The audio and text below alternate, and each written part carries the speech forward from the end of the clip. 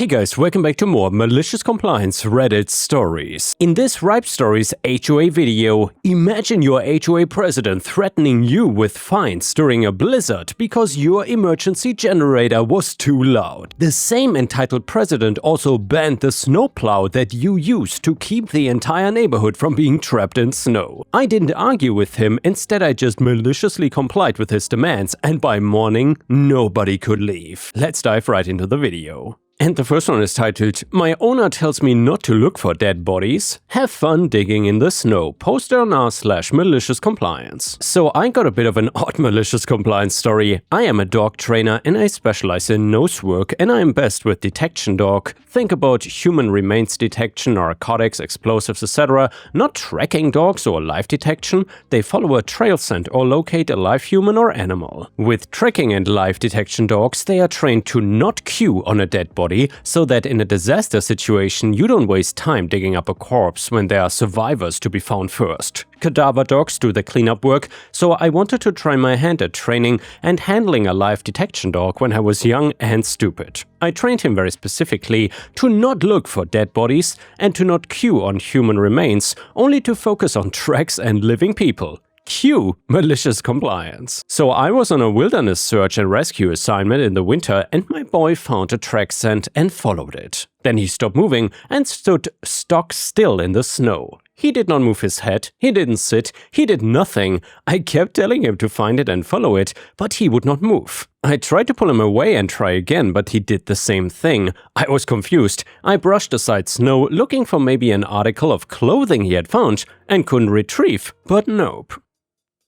It was legit a dead body under the snow. Well, I told him just to follow a track and not to cue on a body, and he followed the track and stopped. I don't know what I expected. And yeah guys, who would have thought that a dog can get malicious compliance? I gotta say, that was really a one-of-a-kind malicious compliance story. Anyway, the next one is titled, "HOA fined me for my generator, so I stopped the snowplow and their road disappeared." So I live in a mountain HOA community in the high country, the kind of place where winter is not just a season, but a full-time job. We are tucked away on a ridge that has exactly one way in and one way out. It is a steep winding road that covers about 2 miles of switchbacks and sheer drops. If that road is not cleared, you're not getting out to go to work, you're not getting groceries, and an ambulance is definitely not getting to you. I've lived here for over a decade though, and I also happen to own a heavy equipment and excavation business. I have the trucks, the massive industrial plows, and the experience to move snow without sliding off a cliff. For the last several years, I did the neighborhood a massive solid. I plowed our main road for free. I would get up at 3 in the morning during a storm, fire up my big rig and clear the way, so everyone could get to the valley for work by 7. I never charged the HOA a cent.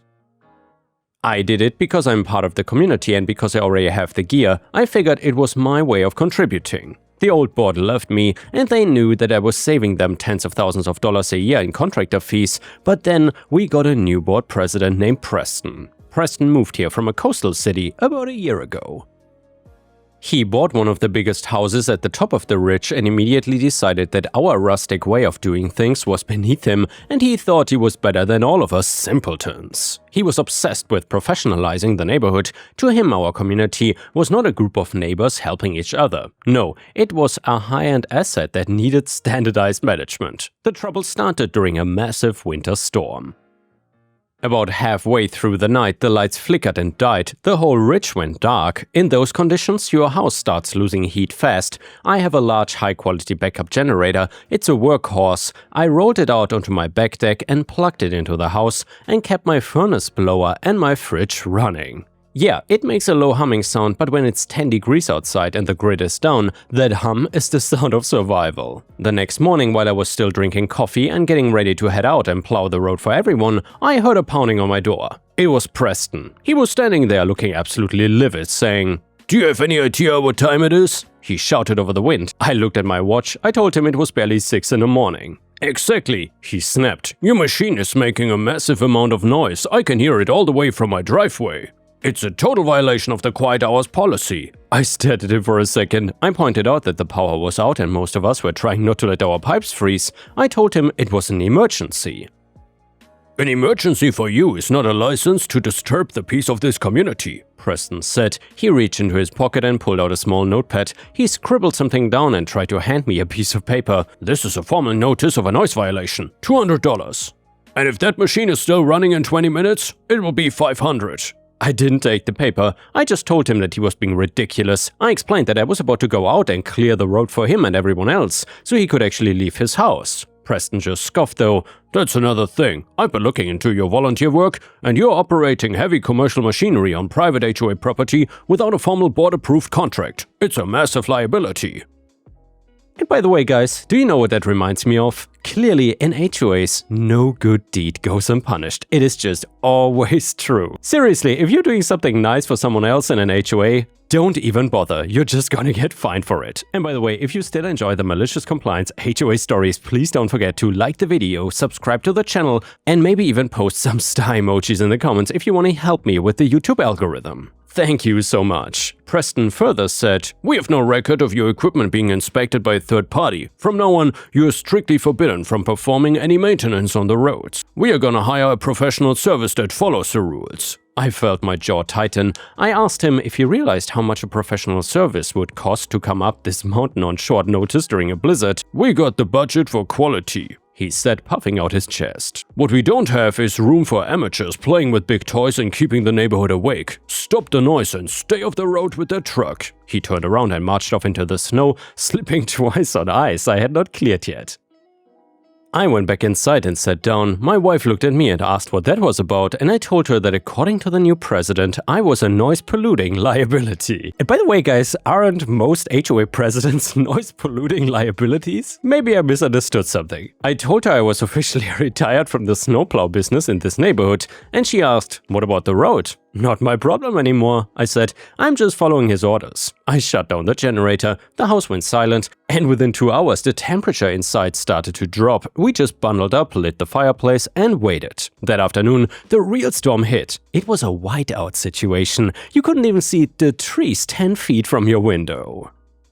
Without a plow constantly running to keep the drifts down, the snow started to pile up, the wind was howling, carving massive waves of white across our only exit, and by the next morning, the road was gone. I mean it literally. You couldn't even tell where the pavement ended and the 50-foot drop began. It was just one continuous, smooth slope of white. And yeah, my phone started blowing up. It was the neighbors. Most of them were older or had kids.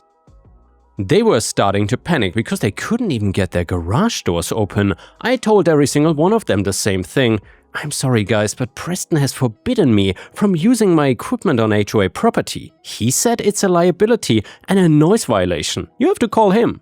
About an hour later, I got a call from an unknown number. I answered it. It was Preston. His voice was frantic. "Why aren't you out there?" he yelled. "The road is completely buried. Nobody can get out. My wife has a spa appointment in the valley and she cannot even get the SUV out of the driveway." I leaned back in my chair and took a slow sip of my lukewarm coffee. I told him that I was just being a good neighbor and following the rules he had laid out, and I reminded him that my equipment was unvetted, according to him, and that the noise of the plow engine might disturb the quiet hours. "This is an emergency, you idiot!" he screamed. "People are trapped!" "I agree," I said. "It's a huge liability, right? I wouldn't want to get in the way of that professional service you mentioned. When are they arriving?"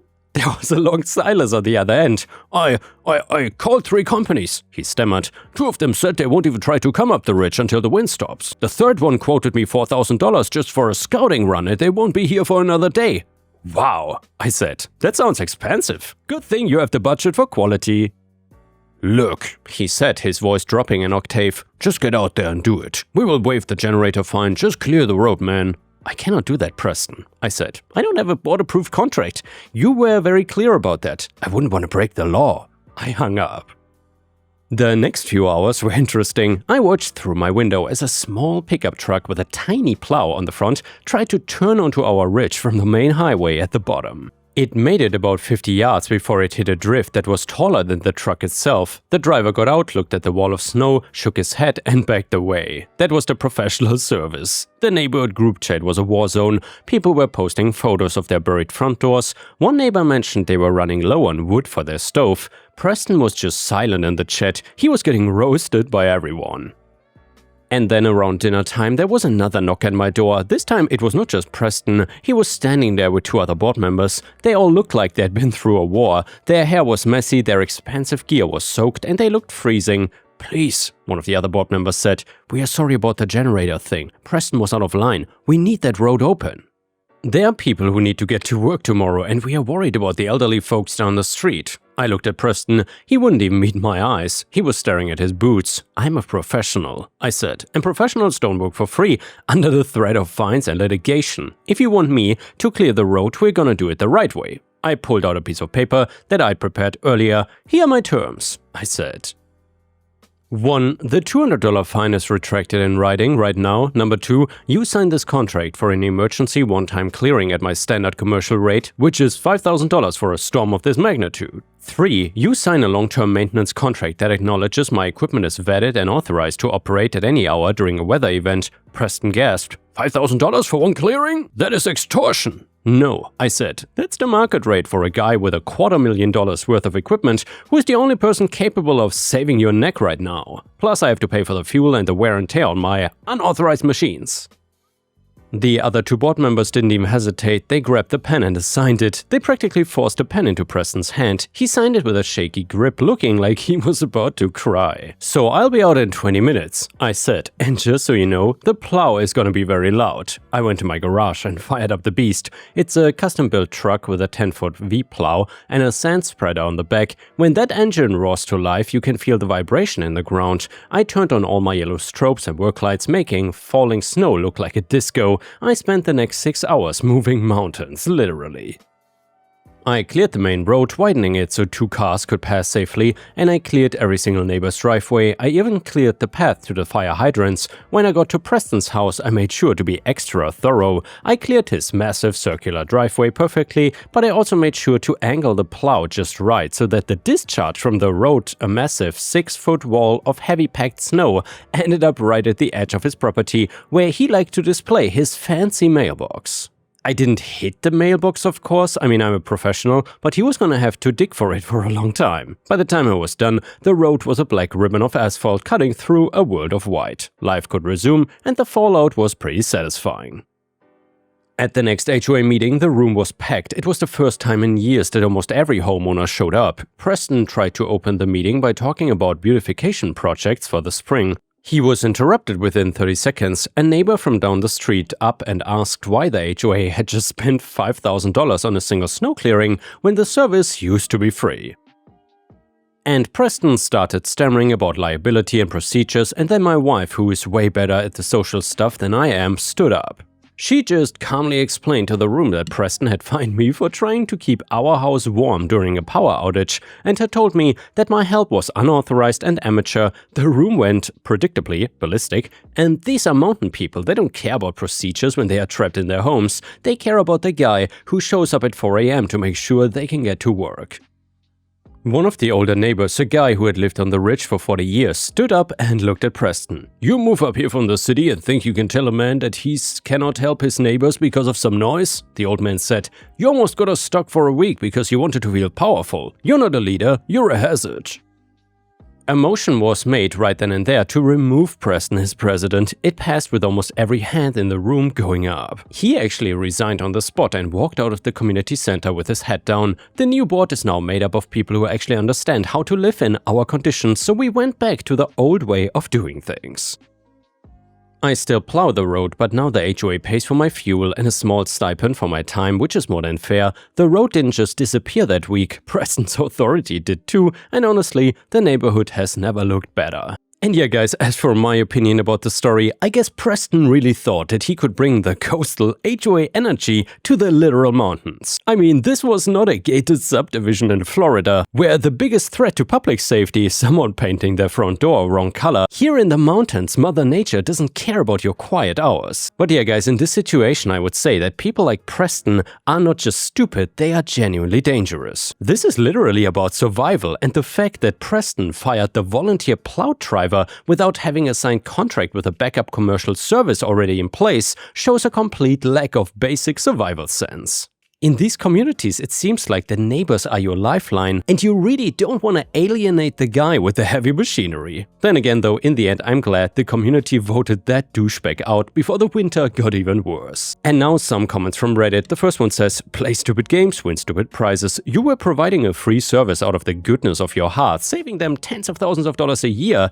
and Preston explicitly forbade you from doing it and threatened you with fines. What were you supposed to do?" I would not say that the $5,000 was extortion. It was just the emergency rush rate for a commercial contractor, so you did everything right. Another Reddit comment said, "Everyone sucks here. Preston is obviously a power-tripping nightmare who had no idea how to manage a mountain community, and he got a reality check that he absolutely deserved. However, OP sucks a little bit here as well. He knew that a massive whiteout blizzard was coming and that people could literally die if emergency services couldn't get through. So using a natural disaster to extort $5,000 out of the HOA's budget, which is funded by your neighbors, not just Preston's pocket, is pretty ruthless." And now lastly, one more, a little bit more unhinged comment from Reddit. It goes like this: "You literally committed extortion during a state of emergency. Preston was just doing his job as the elected president to ensure the community was not exposed to massive liability lawsuits. If you hit someone's house with your unvetted plow, the HOA would be sued into oblivion. Instead of acting like an adult and submitting your insurance paperwork to the board, you threw a massive temper tantrum